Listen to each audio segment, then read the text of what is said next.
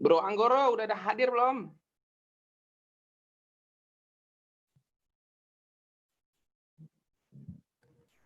Anggoro.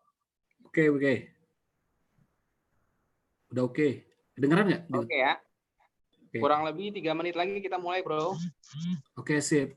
Gue Ya, standby ya. sabar dulu ya. Nanti Yo. kita link ke YouTube. Biasanya nanti kalau udah ke YouTube yang nonton agak banyak kan. Oh ya udah, sip. Ya. Infoin ya. Siap, brother. Oke.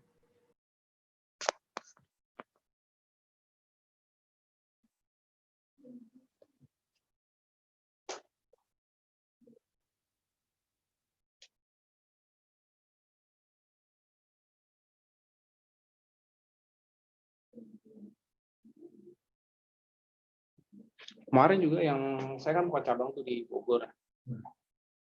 Lumayan rame juga, cuman saya sih udah tahu pasti namanya.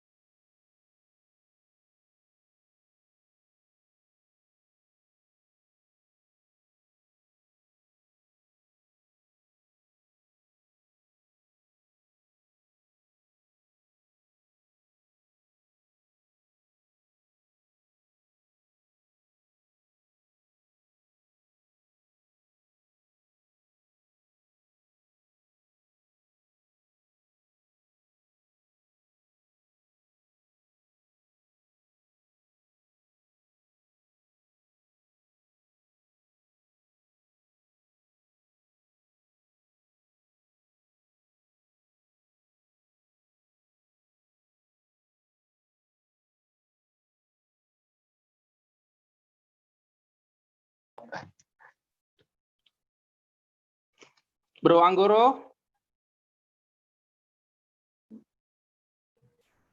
Oke, Bud. Oke. Dinda udah siap, Din? Oke, silakan kita mulai acaranya. Oke, Assalamualaikum warahmatullahi wabarakatuh. Waalaikumsalam warahmatullahi wabarakatuh. Kembali lagi di 107,7 Usnia di KFM, mengukir prestasi dengan kreasi. Oke, kali ini kita bakal bahas tentang advertising dalam konteks brand dan creative thinking.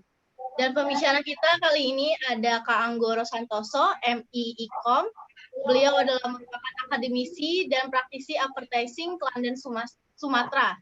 Beliau juga pernah menempuh pendidikan S1 di Dinda pelan-pelan bacanya. Oh, iya. Ya, yang buru-buru. Ya. Beliau pernah menempuh pendidikan S1 di Sekolah Tinggi Ilmu Komunikasi Profesi Indonesia, jurusan Ilmu Komunikasi Konsentrasi Periklanan. S2-nya Mercubuana Jakarta, jurusan Ilmu Komunikasi dan Corporate Communication. Lalu S3-nya di Universitas Syahid Jakarta, jurusan Ilmu Komunikasi. Beliau juga pernah bekerja di lebih dari 20 tahun di perusahaan berbeda sebagai praktisi komunikasi, PR, Media Relation, Corporate Communication, dan Marketing Communication. Oke, benar nggak Kak CV-nya yang tadi saya bacakan? Ya, kurang lebih lah. Oke. Oke Kak, ini kan Kakak lebih ke advertising ya dari kuliah mengambilnya. Sebenarnya keistimewaan dari advertising itu apa sih Kak? Kerjaannya apa aja sih dalam advertising? Oke, ini udah mulai ya? Udah Pak. Oke. Selamat siang. Terima kasih atas kesempatan ini kita berkumpul dengan teman-teman mahasiswa, juga mungkin ada yang lain ya, praktisi juga mungkin umum. Ya, perkenalkan kembali, nama saya Anggoro, saya juga praktisi juga, saya juga akademisi juga, tapi saya lebih lama di praktisi di marketing komunikasi sebenarnya tepatnya. Kalau di periklanannya justru efek sampingnya sebagai marketing komunikasi. Nah, sebenarnya ilmu advertising itu sendiri ya saya dapat memang dasarnya memang ketertarikan dulu ya, ketertarikan akan ilmu periklanan. Dulu pengen sekali kerja di periklanan, padahal waktu itu saya udah kerja sebagai PR waktu itu, pengen kerja di periklanan zaman dulu gitu kan. Nah, akhirnya begitu saya udah S2 kalau nggak salah itu saya coba itu pindah kerja untuk mencoba dunia periklanan waktu itu. Dimulai dari awal, dari nol gitu kan, dari yang cuma sebagai bukan cuma ya, mengawali karir dari graphic designer, kemudian sebagai supervisor, kemudian jadi art director sampai creative director. Itu jadi prosesnya sudah saya alamin semua siklus di periklanan zaman dulu ya, nggak seperti sekarang. Nah, pekerjaan sendiri periklanan nanti kita bisa bahas bahwa berbeda dengan saya sekitar 20 tahun yang lalu gitu kan. Sekarang berubah, dan teman-teman yang nanti ini mungkin ada jurusan komunikasi bagian periklanan harus nanti lebih challenge-nya lebih tantangannya lebih tinggi dibanding saya nanti. Nah, itu sih background dari saya yang awalnya bagaimana saya terjun ke dunia periklanan. Awalnya emang saya senang melihat hal-hal yang indah gitu kan, yang bagus, desain, billboard, iklan di televisi, sampai saya pengen itu kalau misalnya bikin gitu tuh kerjanya di mana, sampai saya pengen tahu itu ternyata oh itu di periklanan. Akhirnya ya udah saya coba nerjun di periklanan walaupun konsekuensinya saya mulai dari nol. Padahal waktu itu saya kerja posisinya sudah lumayan gitu kan, tapi saya mau mulai dari nol untuk mendalami periklanan sampai sekarang. Ya alhamdulillah masih bisa bertahan walaupun cabangnya ini sekarang ke marketing komunikasi. Seperti itu sih Dinda. Oke Kak, baik. Untuk pekerjaan Bapak sekarang apa? Apakah masih di advertising atau fokus ke lainnya? Ya. Sekarang ini saya udah saya tuh benang merahnya adalah perusahaan marketing komunikasi ya, PR, marketing komunikasi, kemudian corporate communication. Nah, itu satu line itu saya udah jalanin sampai sekarang ini. Yang sekarang ini saya di marketing communication. Saya menangani di departemen business development. Di London Sumatera itu ada business development yang mengembangkan produk-produk di luar kelapa sawit. London Sumatera itu adalah perusahaan kelapa sawit ya, perusahaan besar tertua kelapa sawit, karet, kakao, tapi saya menangani produk-produk turunannya atau produk kecilnya seperti teh, kakao yang bisa dijadikan produk konsumer. Sekarang ini saya pegang brand namanya Teh Kahuripan untuk di-develop menjadi sebuah brand yang bisa nanti masuk ke pasaran menjadi brand yang bisa dinikmati oleh masyarakat. Seperti itu sih, saya sekarang lebih ke marketing komunikasi, khususnya saya menangani bukan B2B-nya, saya menangani B2C-nya. Jadi saya masuk ke digital marketing-nya. Nah, ini menarik nih, digital marketing, nanti kita bahas lah ya. Ya, itu aja, Dinda. Iya. Ini masih ngomongin tentang advertising sih, Pak. Bapak kan udah banyak banget ya pengalaman tentang advertising gitu loh. Jadi kalau sekarang itu kan banyak banget juga pekerjaan seperti kayak jadi YouTuber, selebgram gitu. Kenapa sih Pak masih tetap stay ke advertising gitu loh? Kenapa tidak menjalani kayak kerjaan sekarang gitu, selebgram, pembisnis gitu yang baru-baru gitu? Ya, Pak, silakan. Gitu ya. Ya, oke. Sebenarnya jadi kalau bicara advertising, bicara perubahan periklanan dari zaman ke zaman sampai akhirnya era digital, itu memang orang yang jadi YouTuber sekarang, menjadi podcaster, menjadi influencer, itu adalah dampak dari perubahan media sebenarnya. Perubahan media digital yang akhirnya orang beradaptasi dengan profesi yang sekarang ini, yang banyak peminatnya, yang banyak duitnya gitu kan. Nah, periklanan sendiri sebenarnya tertarik sih, cuman saya mungkin nggak bakat ya jadi YouTuber ya. Jadi akhirnya saya mendalami periklanan itu lebih kepada namanya periklanan modern. YouTuber juga perlu yang namanya media digital untuk mempromosikan diri dia ya, kayak personal branding. Siapa influencer juga gitu, perlu personal branding. Personal branding untuk apa? Menarik follower. Follower untuk apa? Untuk mendatangkan traffic. Trafficnya untuk apa? Untuk jadi konversi menjadi uang. Nah, itu akhirnya yang saya pelajari di situ lebih menarik, yang saya prosesnya itu lebih menarik. Karena kalau mau jadi YouTuber, menjadi podcaster, tantangannya adalah setiap hari harus bikin konten-konten. Kedua, memang harus punya yang namanya follower yang kuat, marketingnya yang kuat, timnya yang kuat. Karena banyak juga teman-teman saya yang mencoba untuk menjadi YouTuber, ya di tengah jalan ya nggak bertahan lama ya, karena memang konsistensinya dan prosesnya cukup berat untuk jadi YouTuber, kecuali memang datangnya dari artis jadi YouTuber itu lebih gampang. Nah, itu saya mendalami dunia advertising ini pertama memang tadi ya, passion tuh muncul dari kagum saya sama periklanan, kemudian saya tertarik, dan saya juga dalam periklanan itu biasanya saya bantu teman-teman untuk periklanan sampai ke posisi yang saya nggak tahu saya dinilai uang itu berapa, karena kecintaan saya pada advertising ya. Saya pernah bikin logo, saya pernah bikin konsep campaign, teman-teman gitu kan, yang mereka sendiri mau menawar saya atau membayar saya juga nggak ngerti, saya juga nggak tahu harga saya berapa, karena saya passion gitu kan. Nah, tapi passion saya ini saya salurkan ke korporasi, perusahaan corporate namanya London Sumatera Indonesia di business development. Nah, ini ada kaitannya karena juga kenapa saya tertarik dunia periklanan, karena yaitu dari latar belakang, dari background, dan saya suka dengan lingkungan kreatif ya, media kreatif, selalu update pada dunia kreatif. Nah, inilah yang membuat saya tetap bertahan sampai sekarang ini, dan juga sangat menjanjikan juga. Menjanjikannya apa? Tantangannya sekarang besar.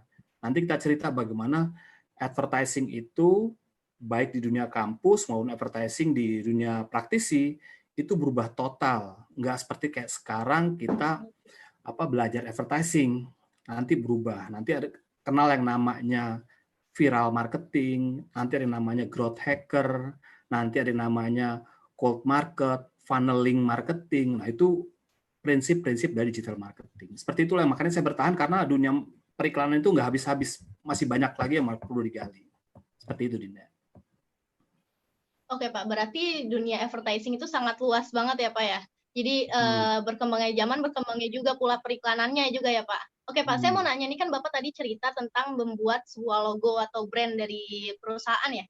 Saya mau nanya Pak, kalau misalkan kita membuat suatu logo, itu kita membutuhkan skill khusus nggak sih Pak? Kayak misalkan filosofinya apa gitu Pak.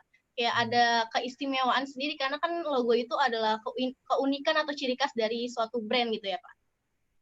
Iya, ya saya sering sih kalau saya ngajar juga bikin logo itu zaman dulu kalau saya 20 tahun yang lalu bikin logo itu prosesnya panjang gitu kan, karena kita harus yang namanya cari referensi, cari literasi untuk mendukung logo itu sendiri, dan lama sekali bikinnya, dan itu belum tentu di approve, bisa ditolak. Tapi sekarang ini kamu mau bikin logo itu kan cuma jam, menit gitu kan. Udah jadi logo, template udah banyak sekali. Kamu bisa cari di namanya Canva, bisa dicari di FreePix, bisa cari di aplikasi-aplikasi pembuat logo yang gratis, itu bisa lebih bagus. Tapi tantangannya adalah, saya bilang ke mahasiswa atau teman-teman saya bilang bahwa tantangannya adalah bagaimana Anda menentukan logo yang bagus itu menurut konsumen atau klien. Itu yang mungkin belum ada atau belum disentuh oleh teman-teman mahasiswa, teman-teman yang berkecimpung di dunia akademisi periklanan. Ya karena tahu bahwa bikin logo itu sebenarnya nggak semudah apa yang kita bayangkan, karena itu benar ada filosofi, ada filosofinya, ada makna di balik logonya itu sendiri. Tapi itu lebih dari itu adalah taste sebenarnya.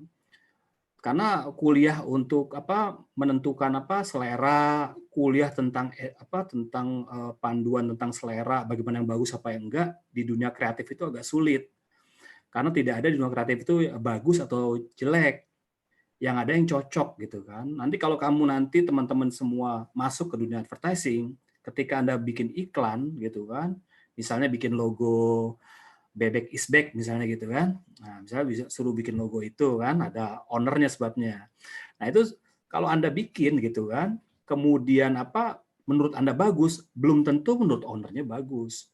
Karena saya pernah bikin logo, menurut saya dan teman-teman saya itu bagus, udah kena filosofinya, warnanya sangat ngetren.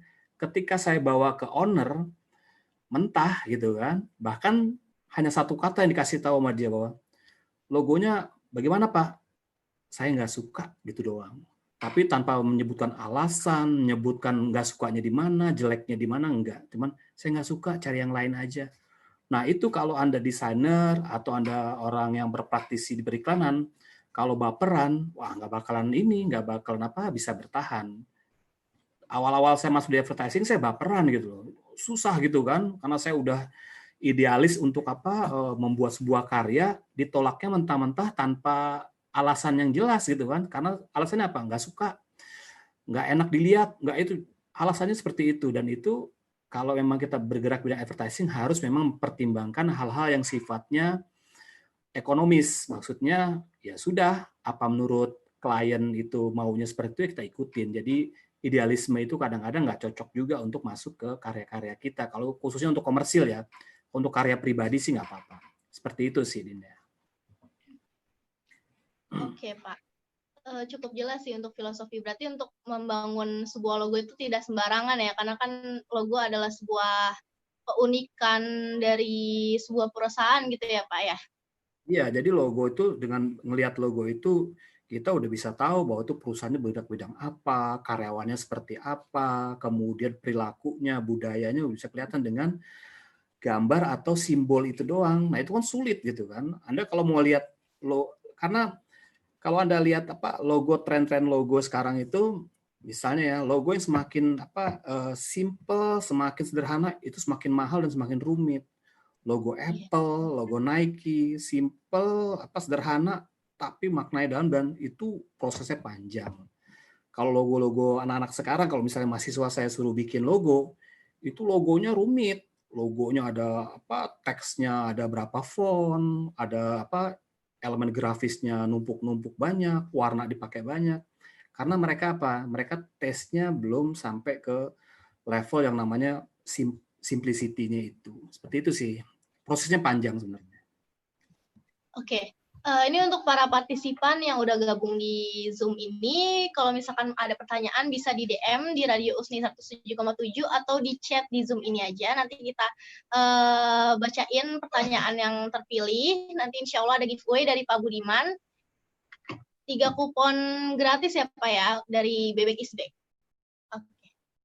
Untuk selanjutnya nih ada DM nih Pak dari Radio Usni, dari Instagram. Katanya apa sih Pak perbedaan marketing komunikasi dengan advertising? Silakan Pak dijawab. Sebenarnya nggak berbeda ya. Bukan dibilang berbeda, tapi advertising itu bagian dari marketing komunikasi, jadi gitu. Jadi nggak bisa dipisahkan. Kita nggak bisa advertising nggak bisa berdiri sendiri, iklan nggak bisa berdiri sendiri, marketing juga nggak bisa berdiri sendiri, PR juga nggak bisa berdiri sendiri, karena itu gabungan biasanya itu PR ada marketingnya, marketing PR.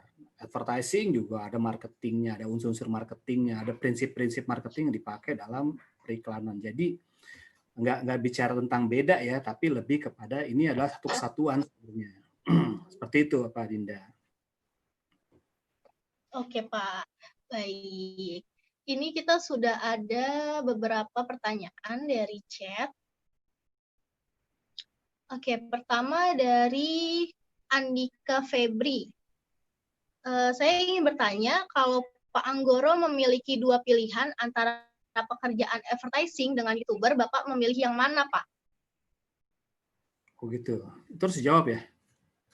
Iya, silakan Pak dijawab. Oh gitu. Ya sebenarnya kalau mau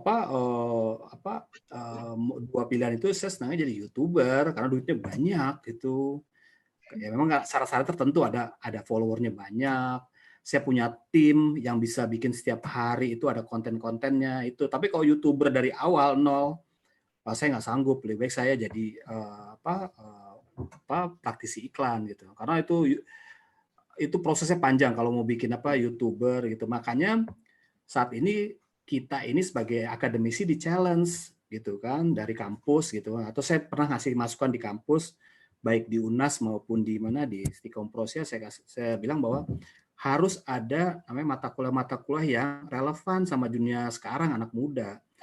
Karena banyak teman-teman kita yang dosen-dosen yang sekarang ini yang pernah bekerja atau pernah mendapatkan mata kuliah periklanan, ada periklanan zaman dulu punya 10-20 tahun lalu dan diajarkan ke Dinda lagi gitu kan. Padahal Dinda udah nggak relevan lagi tentang periklanan zaman dahulu, media cetak, media itu. Saya malah saya mau men-challenge gitu kan bahwa nanti saya juga mau buat sebagai bagian dari advertising adalah yaitu mau kita periklanan YouTuber. Anda jadi jurusannya jurusan YouTuber, jurusan bagaimana jurusan podcaster yang beriklan gitu. Karena ini menarik dibanding kita belajar tentang kembali lagi ke iklan media cetak, iklan luar ruang yang itu sebenarnya bisa dibaca di media-media internet banyak, tapi untuk menjadi YouTuber yang punya taste yang bagus, lalu bagaimana membuat suatu produk yang bisa viral dalam waktu 1 minggu misalnya. Nah, itu ada ilmunya sebenarnya. Saya sebenarnya ada bukunya, bagaimana ilmunya untuk namanya growth hacker, bagaimana membuat sebuah produk atau sebuah campaign produk itu hitungannya nggak berbulan-bulan, nggak bertahun-tahun, cukup 1 bulan, 2 bulan, itu namanya ada growth hacker. Dan itu masuk ke namanya Facebook Ad yang ada aplikasi namanya AdSumo, itu menarik sekali yang bisa membuat sebuah produk itu langsung bisa viral. Seperti itu sih. Saya lebih suka jadi tergantung ya. Maunya sih YouTuber kalau misalnya follower saya udah banyak ya. Tapi kok follower saya cuma 2, saya sama teman saya, jadi susah jadi untuk YouTuber. Oke Pak. Untuk pertanyaan dari saya nih Pak. Kan advertising di bidang pekerjaan, di bidang periklanan, dan juga advertising di bidang akademis. Itu perbedaannya yang signifikan itu apa sih Pak? Di antara kedua itu. Silakan Pak. Sebenarnya kalau dibilang signifikan atau terkait apa enggak atau match apa enggak, itu sebenarnya pernah saya sampaikan di forum UNAS dosen ya, diskusi UNAS dosen. Saya bilang memang jaraknya atau gapnya itu jauh antara kita sebagai akademisi periklanan dan masuk ke dunia periklanan sebagai praktisi jauh sekali. Karena apa? Karena saya mengalami ketika saya lulus kuliah, saya ke periklanan, banyak sekali hal-hal yang saya nggak dapat di kampus, nggak bisa diterapkan di dunia industri, gitu kan. Justru banyak yang di industri itu yang saya tidak diajarkan di dunia kampus. Jadi emang benar-benar kesenjangannya, gap-nya itu tinggi. Oleh karena itu makanya di kampus-kampus, di dunia periklanan, kampus iklan misalnya, itu harus memang ada beberapa lah, harus ada praktisi yang juga akademisi untuk menjembatani, untuk memberikan menutup gap-gap yang ada dalam untuk teman-teman yang bisa mau masuk ke dunia periklanan. Saya sering itu diberikan privilege lah, atau diberikan kewenangan oleh kampus UNAS gitu kan, untuk membuat semacam RPS atau SAP gitu kan, yang mendekati yang namanya dunia periklanan secara industri. Makanya saya masukkan di situ digital marketing, growth hacker. Walaupun ketika saya mendapat mata kuliah periklanan, tiba-tiba COVID gitu kan. Akhirnya kalau mengajar secara online itu, menurut saya, ada yang nanya tuh orang, Pak, kalau mengajar online itu efektif apa enggak sih? Saya bilang jauh dari efektif. Kenapa? Karena kampus kita, sekolah kita, mindset-nya adalah mindset sosial, ketemu orang gitu. Kecuali kamu kuliahnya di universitas terbuka, mindset-nya udah mindset online, mindset nggak ketemu di kampus. Karena kita setiap hari maunya ketemu di kampus kan, karena ada fasilitasnya, ada teman-teman di situ. Tiba-tiba ada COVID harus online. Ditanya, efektif nggak Pak? Saya bilang nggak efektif. Karena kita masih istilahnya tuh masih gagap budaya gitu kan. Ini budaya online, tapi kita masih gagap kuliahnya pakai online.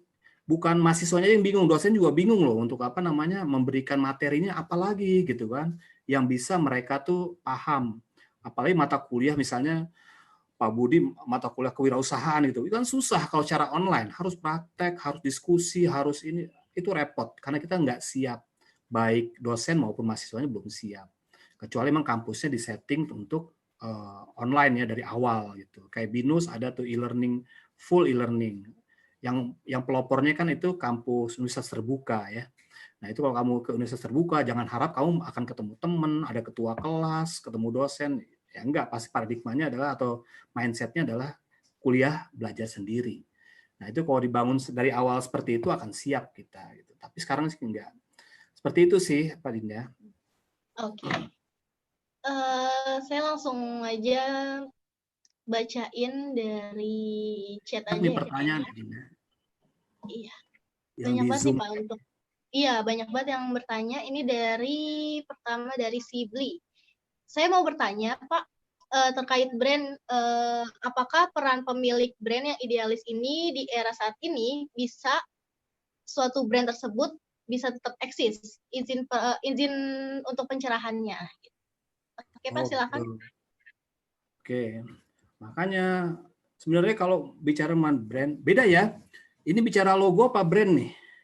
Kira-kira Din? Ini tentang logo kayaknya ya. brand. Iya.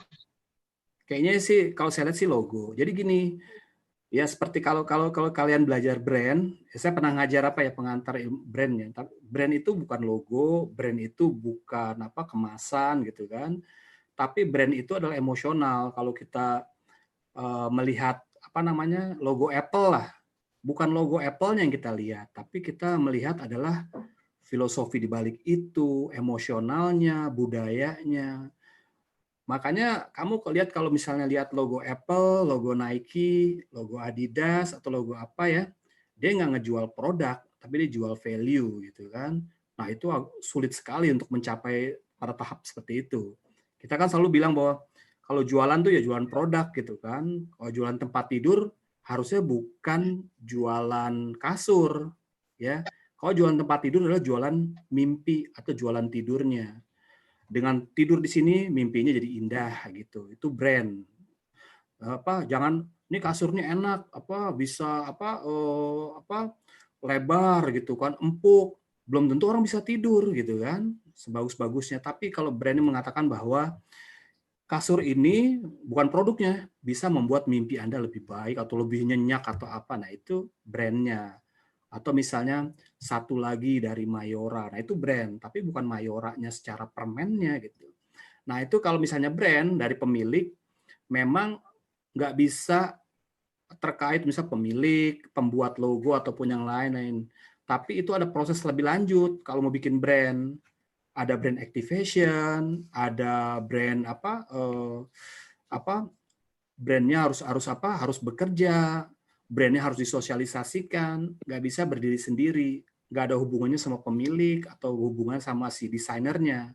Tapi bagaimana orang-orang yang menanganin brand itu yang bekerja untuk mengaktifasikan brandnya. Misalnya logo inilah USNI gitu kan, kita tahunya hanya logonya aja. Tapi kalau nggak diaktifasikan kan, USNI itu siapa gitu kan, eventnya apa aja, dia hanya sebentuk gambar aja, bukan seperti brand. Tapi kalau kita melihat logo USNI, kita membayangkan tuh ada Bebek Isbek di balik itu, gitu kan, ada kegiatan radionya, ada kegiatan donasinya, ada kegiatan macam-macam. Nah itu baru brand. Tapi kalau hanya gambar aja, ya itu hanya sekedar logo biasa aja, bukan brand. Tapi memang harus ada proses, nggak bisa saya bilang bahwa ini bisa sukses atau bisa nggak sukses gitu, karena ada prosesnya. Dan memang panjang sekali prosesnya dan perlu biaya, perlu tenaga, dan lain-lain. Makanya kalau saya ditugasi untuk bikin brand, challenge-nya besar gitu, karena itu nggak bisa dilepas. Nih bikin logo, udah gitu selesai, nggak bisa. Harus ada proses lebih lanjutnya, harus diaktifasikan logo atau brand itu sendiri. Gitu. Itu di. Oke, baik. Selanjutnya untuk pertanyaan dari Alan Haryadiansyah. Saya mau nanya, untuk saat kondisi pandemi seperti ini, seberapa besar peran periklanan untuk memperkenalkan sebuah produk pada halayak, Pak? Oh, oke. Besar ya. Justru di pandemi ini, justru seperti ini ya. Dunia periklanan itu mengalami berbagai perubahan. Khususnya satu, era digital. Era digital aja baru mulai tahap yang baru mau naik, kena lagi pandemi COVID. Itu tantangan lebih besar lagi, bukan ke industrinya, ke orang-orangnya juga gitu, pasti kena juga. Kita para kreator, para pelaku usaha juga kena. Nah, ini mendatangkan yang namanya kesempatan juga, challenge juga. Makanya orang-orang makin kreatif untuk mempromosikan produk ke khalayak. Justru channel lebih banyak loh. Nggak seperti dulu gitu. Nggak hanya di Instagram, mungkin Instagram udah mainstream. Anda bisa main di TikTok gitu misalnya untuk mempromosikan produknya. Ini sekarang saya lagi mau garap nih beriklan di TikTok gitu kan, karena peminatnya cukup banyak. Lalu Anda bisa mencari platform-platform yang memang banyak sekali komunitas di situ. Misalnya apa? Misalnya Tinder gitu kan. Nah, mungkin Anda kalau bicara Tinder pasti ngapain ya ngomong itu Tinder gitu, kayak mau cari jodoh gitu kan. Padahal di situ kalau untuk praktisi periklan itu adalah potensi gitu kan. Anda beriklan, makanya jangan heran kalau di Tinder itu ada iklan. Nanti ada di LinkedIn. LinkedIn juga ada iklannya. Hampir semua ada. Mau di WhatsApp, Twitter, semua ada. Nah, itu Anda tinggal pilih aja media-media yang bisa mempromosikan khalayak. Tapi khalayaknya juga harus dipilih gitu kan. Makanya saya sarankan kalau Anda main ke digital, coba pelajari namanya Facebook Ads. Saya lagi belajar Facebook Ads, baru chapter berapa gitu kan, karena di Facebook Ads itu Anda bisa tahu siapa orang-orang yang kemungkinan besar 90% akan pakai produk Anda. Itu keren sekali. Dan beriklannya itu secara otomatis gitu kan.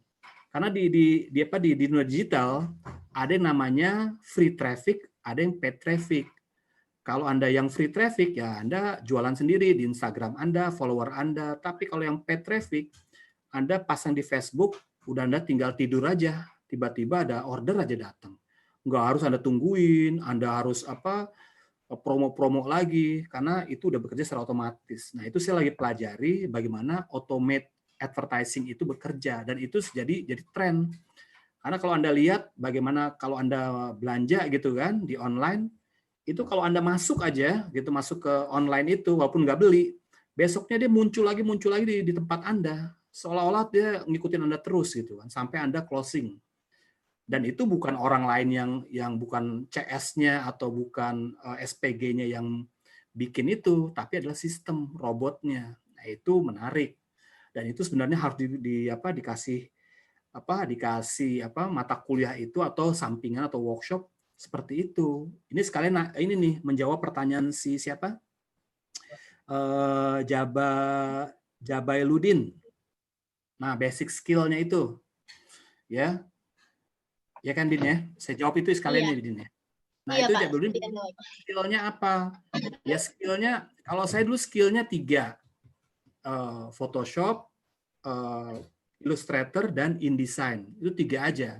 Karena saya dikasih tahu sama senior saya, cukup 3 itu aja, kamu bawa ke advertising manapun, itu kepake.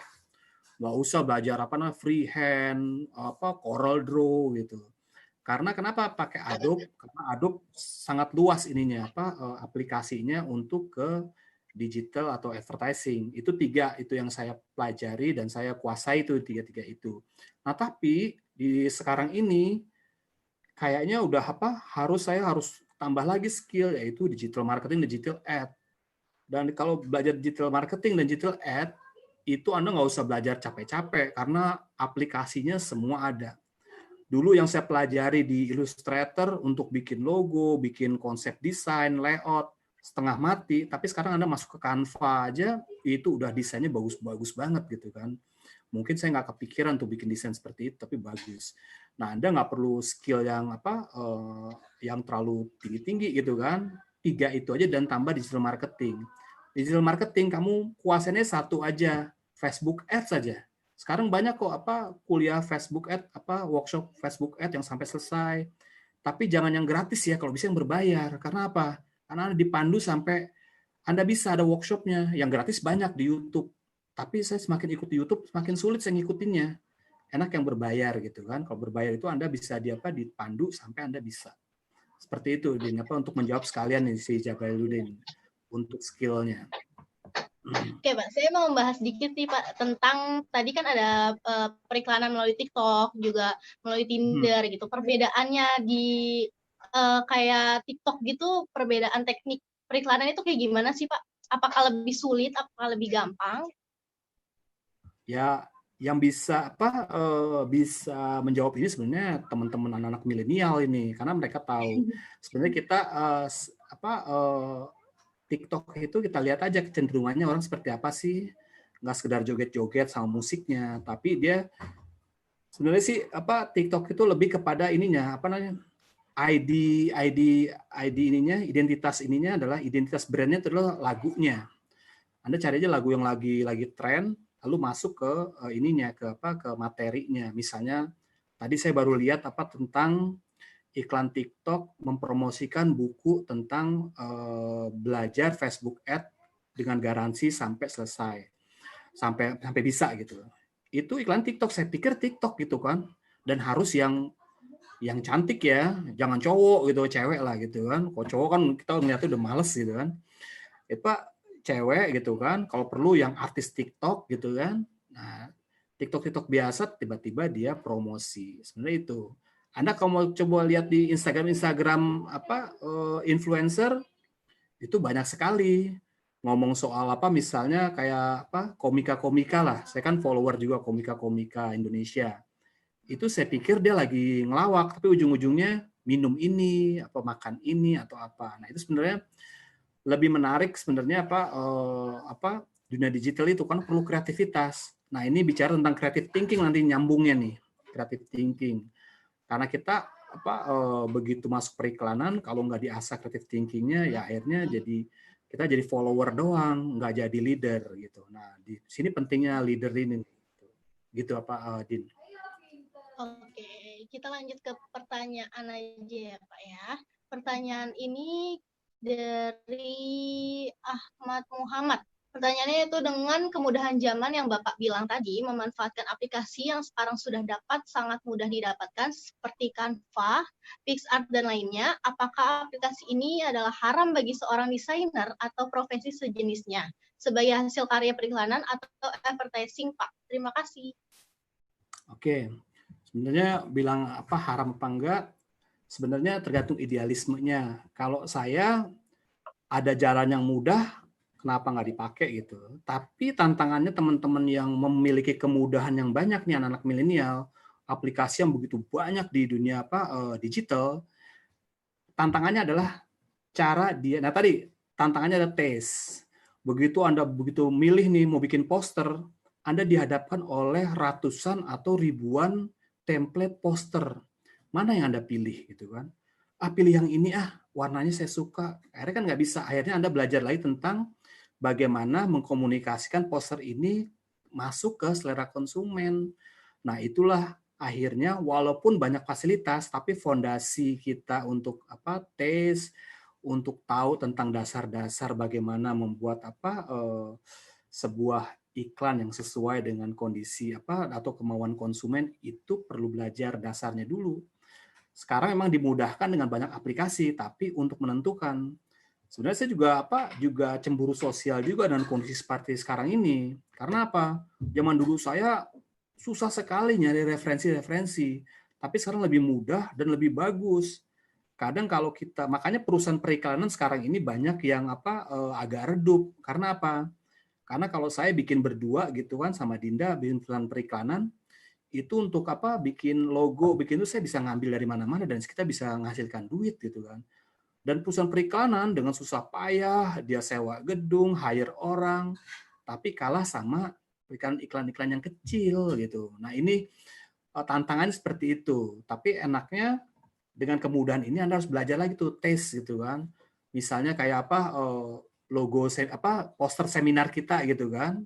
Kalau ada yang kritis kan tanya, kenapa sih pink? Jangan-jangan Pak Anggoro suka yang pink nih. Kan saya jadi wah, masa sih gitu. Nah, ini perlu juga nih tesnya diadu gitu kan. Pak, tesnya kenapa pink Pak gitu kan. Saya sering begitu ini. Tapi kita nggak bicara bagus atau jelek ya. Tapi kita bicara mengenai cocok apa enggak atau secara subjektif itu diterima argumen kita. Masalahnya itu aja, nggak ada yang ini iklannya jelek, oh logonya berantakan. Enggak, berantakan menurut Anda tapi menurut klien suka gitu. Nah, ini agak susah ya menurut subjektif itu agak susah, tapi kita harus belajar mengenai tes-tes dasar lah orang-orang yang suka iklan seperti ini pendekatannya seperti apa itu, sehingga ada kemudahan-kemudahan aplikasi kita mau ada 1000 kayak mau ada 3 tetap bisa milih yang bagus yang sesuai dengan klien. Nah teman-teman sekarang tantangannya adalah dari ribuan pilihan itu mana yang mau dipilih gitu kan, pasti agak susah dan makan waktu dan lebih lama malah seperti itu, Dinda. Oke Pak, berarti dalam advertising itu memilih sasarannya yang jelas ya Pak ya? Misalkan milenial ataupun orang tua gitu ya, biar tekniknya juga atau perikanannya pun mengikuti zaman gitu ya. Ya, makanya seringkali yang saya sampaikan di dalam mata kuliah periklanan, yang hal utama lah bukan Anda jago sebagai desain gitu, karena aplikasi desain itu banyak sekali, tapi bagaimana Anda bisa menyusun strategi kreatif sesuai dengan konsumen, yaitu bagaimana Anda memilih demografinya, orangnya siapa, tinggal di mana, umurnya berapa. Dan itu satu semester aja tuh nggak cukup loh, karena saya baru kemarin itu di kantor saya diskusi tentang hasil riset Nielsen tentang teh celup yang kita mau promosikan. Ternyata banyak. Nyata teh celup itu penikmatnya misalnya orang-orang yang ada di dalam rumah, bukan di luar rumah. Ada yang memang dinikmati pada kondisi saat dia memang menselebrate, bukan saat sendiri, bukan saat sepi, minum teh itu katanya. Itu harus penelitian. Nah, kalau kita bisa seperti itu gitu kan, dasarnya bisa membuat satu analisis konsumen atau analisis audiens, wah itu kreativitas tuh akan terbentuk dengan sendirinya karena kita tahu targetnya siapa. Nggak ngasal gitu desainnya jadinya. Wah, desainnya biru aja deh. Kenapa biru? Saya suka gitu kan. Atau biru kenapa?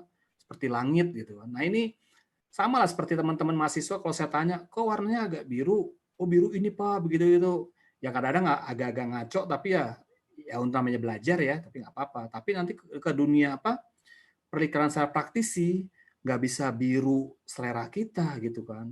Biru ini saya dapat Pak dari namanya budaya perusahaannya itu adalah penerbangan, dan dia senang biru itu melambangkan misalnya langit, luas, sophisticated, canggih, itu biru gitu. Nah itu apa, dasar-dasar itulah yang akhirnya dimiliki harus seorang advertising. Nanti Anda mau ke advertising manapun pasti akan ditanya soal itu. Nggak ditanya soal jago nggak bikin desain ini. Sebenarnya sih nggak begitu. Lebih kepada prinsip dasarnya itu. Karena kreativitas itu dasarnya dari bagaimana kita bisa membidik konsumen dengan tepat. Itu. Din.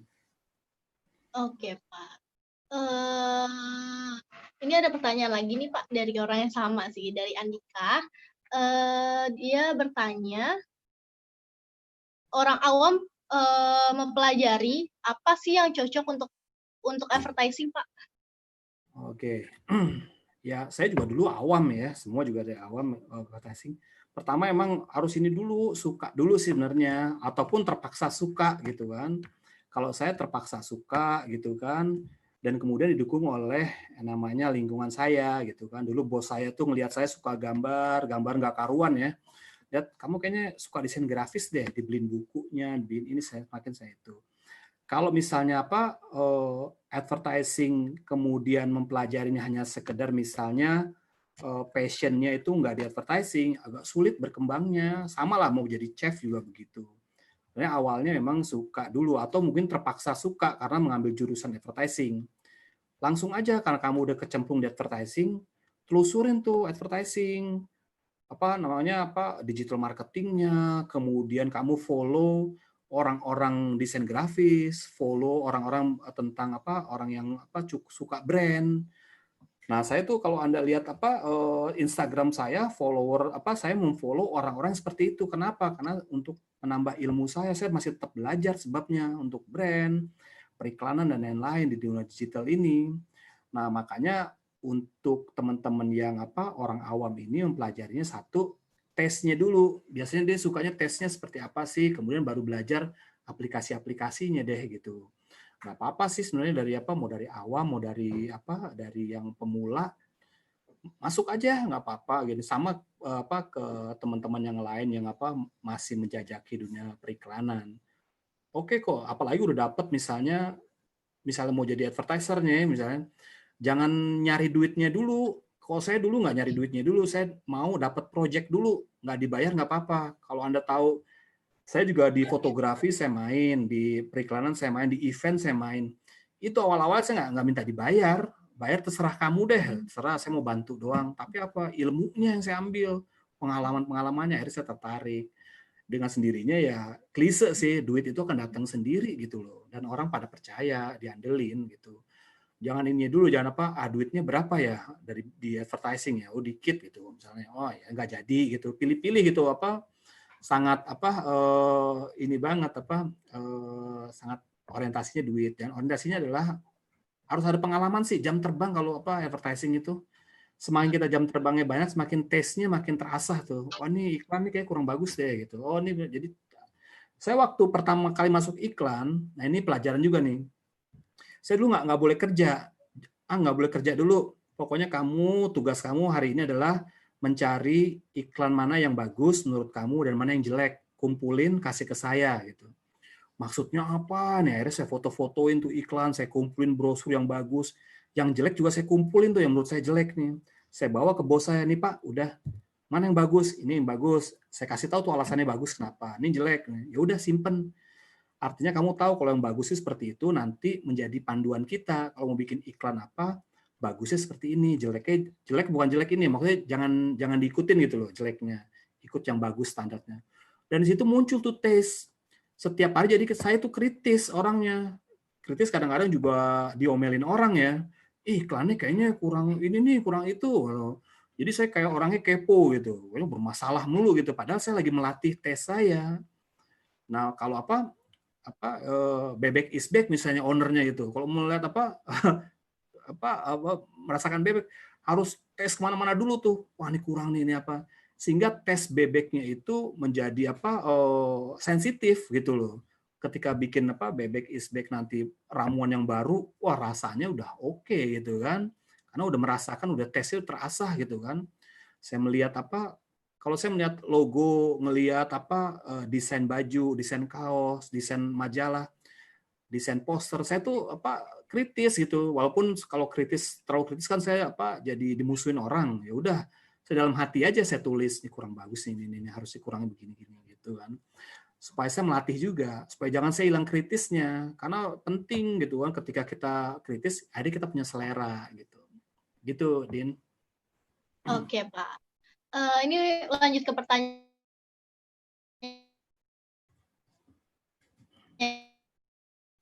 Putus-putus, Din. berikutnya, Pak. Dari chat ini ada Daryl Raffi. Oke, Pak, maaf, Pak. Ulang lagi, Din.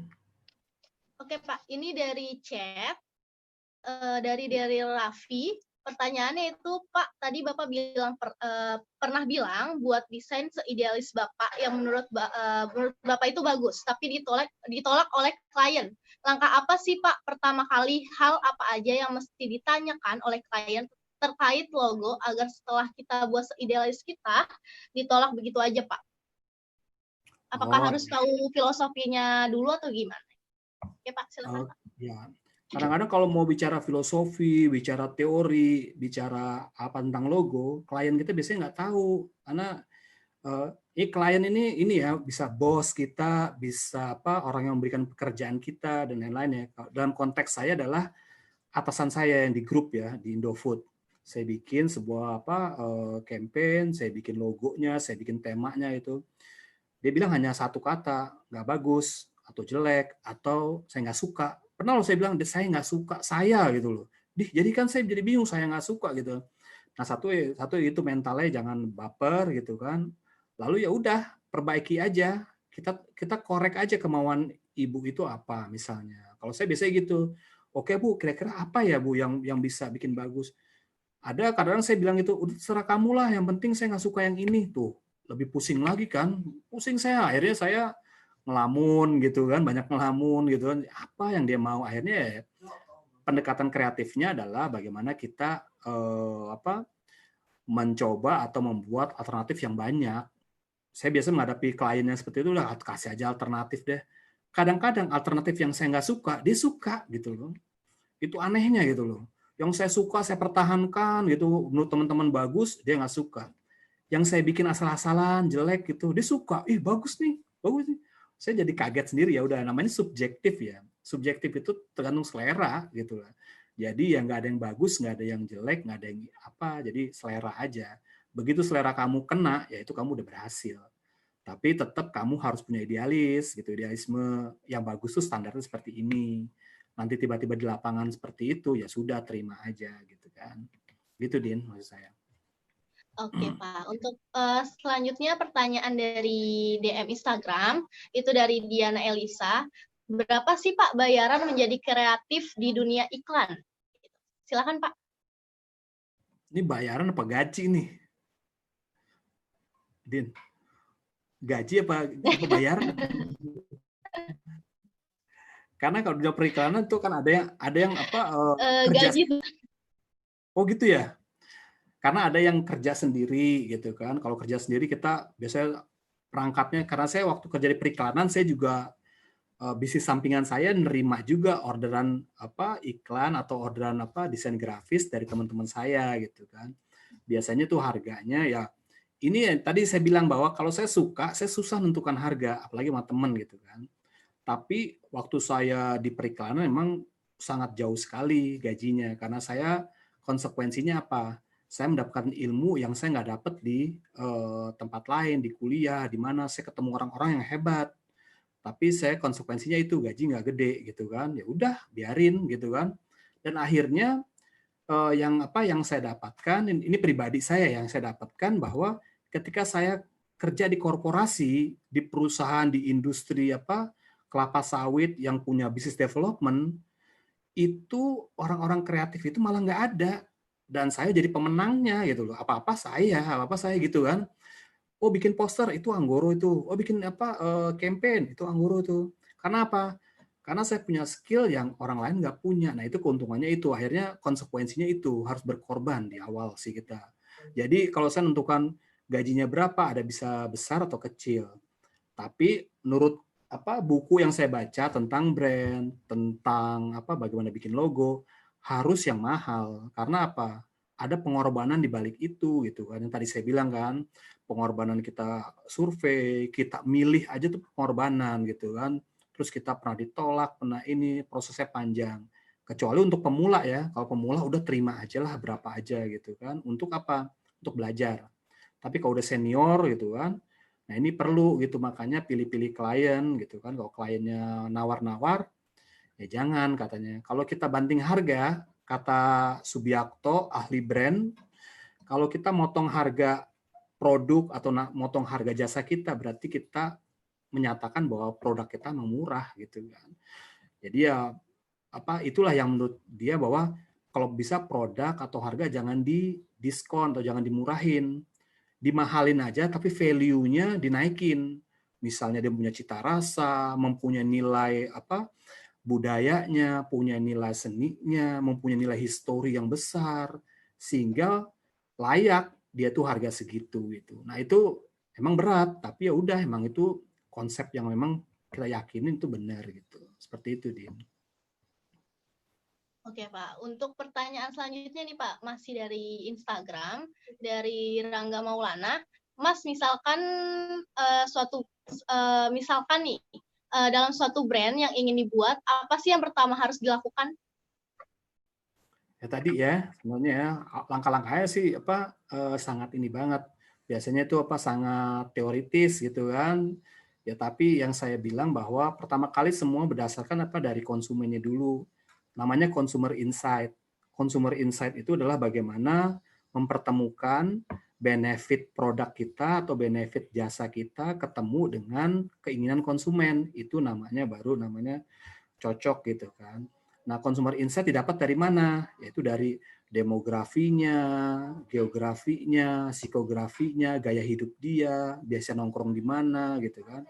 Dapat tuh profil-profil dalamnya si konsumen. Nah, produknya seperti apa, benefitnya yang cocok untuk konsumen seperti ini.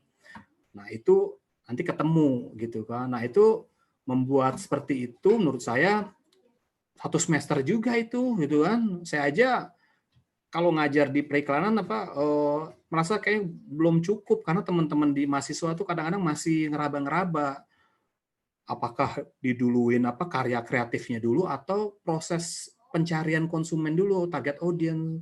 Yang penting adalah target audience karena itu menentukan kreativitasnya nanti seperti apa, nanti copywriting-nya seperti apa, nanti mau pakai talent bintang iklannya siapa, ketika kita tahu konsumennya siapa. Kalau kita talentnya atau bintang iklannya Mandra gitu kan, tapi produknya adalah arloji Rolex, kan nggak cocok gitu kan. Walaupun lagi hits nih Mandra nih gitu kan, tapi nggak cocok karena kita maunya Mandra aja. Tapi sebaliknya juga gitu, iklan Rolex tapi dibawakan dengan gaya-gaya ABG yang itu yang nggak genah gitu, misalnya dibawakan dengan gaya TikTok gitu kan, malah nggak cocok Rolex. Rolex harus kalem, harus elegan, harus yang berwibawa, stand out, nah kayak gitu. Jadi penentuan desain seperti apa, program seperti apa, karya kreatif seperti apa, copywriting seperti apa tuh awalnya dari consumer insight itu. Itu muncul dari situ. Kalau itu nggak ketemu, kita akan ngeraba-ngeraba iklannya. Makanya teman-teman di mahasiswa itu kadang-kadang iklan minuman soft drink gitu, tapi iklan dibikin mewah banget gitu, tapi nggak cocok gitu. Apalagi harganya cuma 10.000, 20.000, tapi iklannya mewah banget kayak iklan rokok gitu kan, nggak cocok gitu kan. Nah ini karena kita nggak ketemu consumer insight-nya gitu.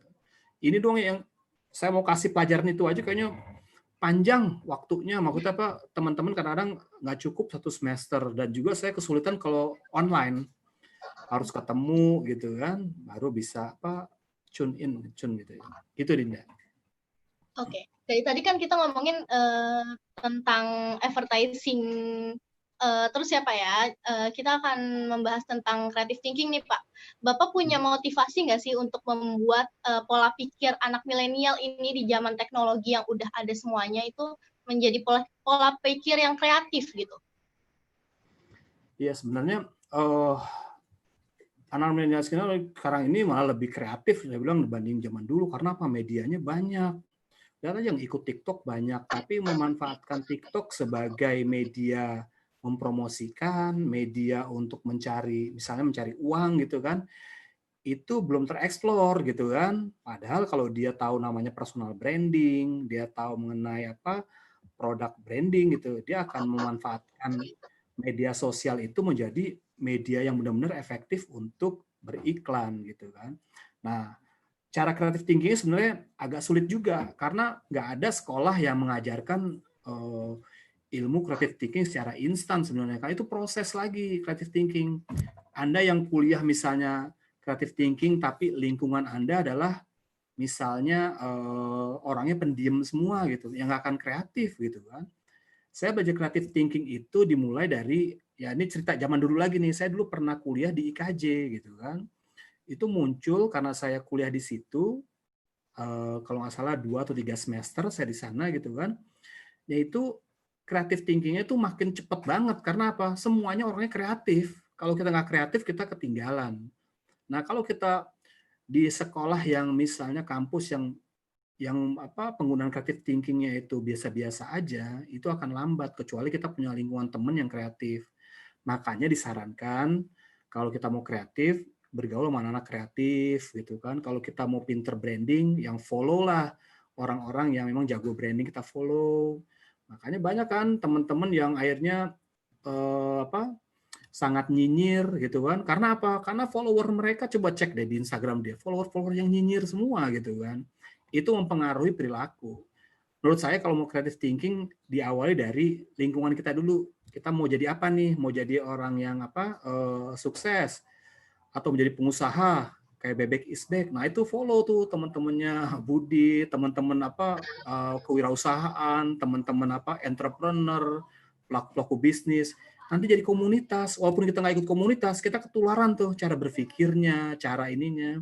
Saya juga follow itu franchise minuman boba atau apa, walaupun saya belum bikin tapi saya udah kelihatan tuh, saya udah pengen nih ntar kalau suatu saat saya udah punya momennya saya pengen gitu. Itu sebenarnya tertrigger atau terpicu itu karena lingkungan, karena ngelihat lingkungan. Tapi kalau lingkungan kita males-malesan, rebah-rebahan gitu, ya akan rebahan gitu kan. Itu dari awal sih, dari itu dulu kalau menurut saya kalau belajar creative thinking. Nanti ke depannya atau lanjutannya sangat mudah banget gitu kan. Tinggal dikasih trigger 1, dia bisa jawab 3 atau 4, cepat sekali gitu. Kayak saya tuh agak lumayan cepat gitu kan belajarnya ketika saya udah dapat dasarnya. Itu aja sih. Mudah-mudahan yang teman-teman yang pengen kreatif dilihat lagi Instagramnya. Kalau Instagram followernya yang nggak gena-gena, yang orang artis-artis yang nggak itu ya kita cobalah cari yang sifatnya membangun passion kita lah, passionnya mau di mana gitu. Seperti itu sih kalau tips dari saya, karena saya nggak bisa ngajarin kalau mau kreatif 1 adalah begini, 2 begini, nggak bisa, karena itu dari hati juga ya. Tapi belajarkan sesuatu dari hati kan repot, nggak kelihatan gitu kan. Tapi dari lingkungan dulu deh menurut saya, seperti itu. Berarti kunci dari utama membuat pola pikir yang kreatif itu adalah lingkungan ya Pak ya? Nah, awalnya itu lingkungan dulu. Kalau memang kita merasa belum kreatif ya, tapi biasanya kan orang kreatif kan karena itu udah punya, masing-masing harus punya kreatif. Sebenarnya kan kita dihadiahkan otak kanan sebenarnya, harusnya kreatif. Cuman kadang-kadang otak kanannya itu tertutup oleh aktivitas otak kiri dan juga biasanya tercemar oleh hal-hal yang akhirnya kita bukannya nggak aktif otak kanan, tapi ini nggak optimal gitu. Saya sering mengatakan bahwa ini sebenarnya anak nih kreatif, tapi kok begini gitu loh hasilnya. Nah itu karena mungkin ya nggak optimal gitu kan, mungkin banyak pikiran gitu kan, seperti itu sih. Oke Pak, ini datang lagi nih Pak DM dari Instagram, pertanyaannya dari Devi, yaitu bagaimana cara branding image usaha yang baru? Iya Pak, silakan. Iya. Usaha apa nih? usaha di bidang apa aja gitu.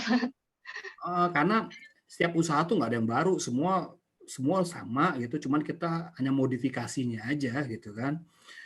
Ya modifikasinya satu yaitu kita mencari satu itu sama ya, kita cari consumer insight.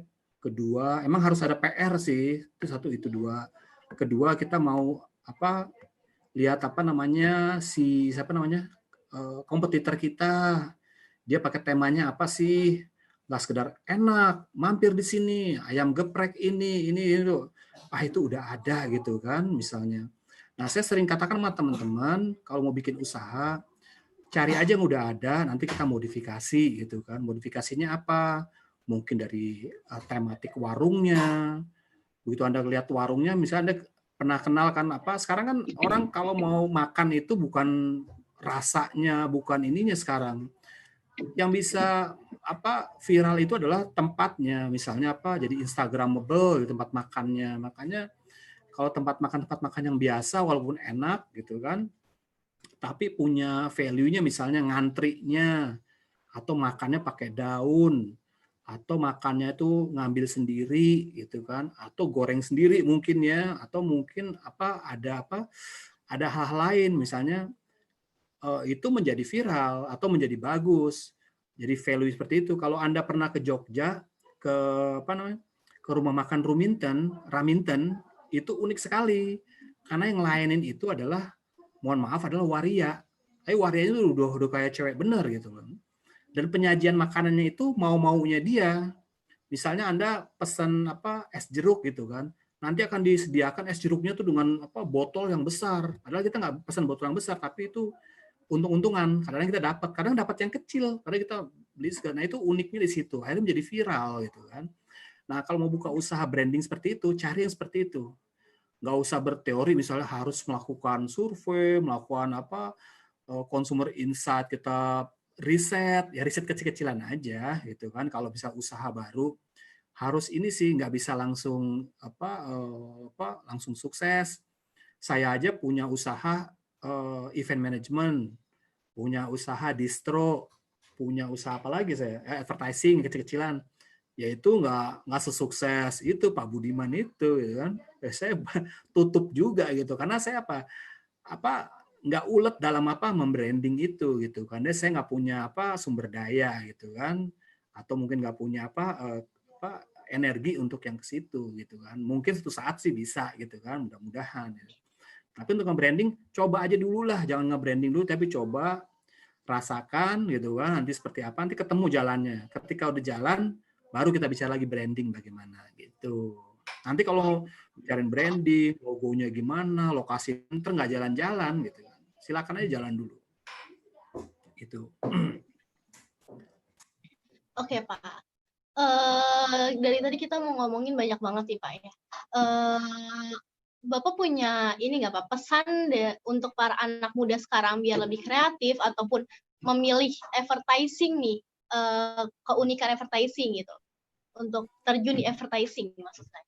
Oke, menurut saya ini pesannya ya sebenarnya apapun lah ya, mau advertising, mau bidang apapun, tapi dalam konteks advertising ini ya kita harus update, sering update, kita open mind, maksudnya nggak usah kalau ada itu istilahnya agility itu kelincahan kita untuk berubah gitu kan.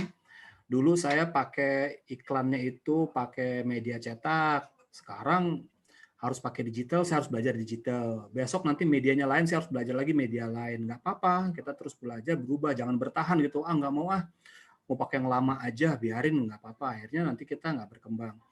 Nah itu kemudian prinsip lain adalah kita harus relevan. Relevan tuh apa? Bagaimana kita melihat perubahan itu kita relevanin gitu kan. Misalnya sekarang radio USNI gitu kan, ada streamingnya gitu kan. Karena harus relevan dengan dunia sekarang gitu kan. Kemudian tadi saya juga sampaikan saya tadi ada diskusi di UNAS.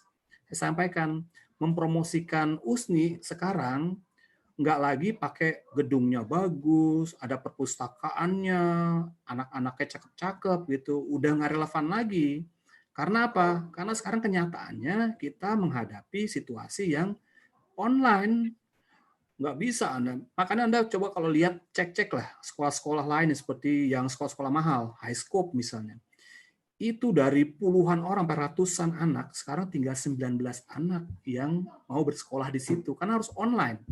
Kalau online artinya kita bersaing dengan brand-brand besar ataupun kecil. Sama semua.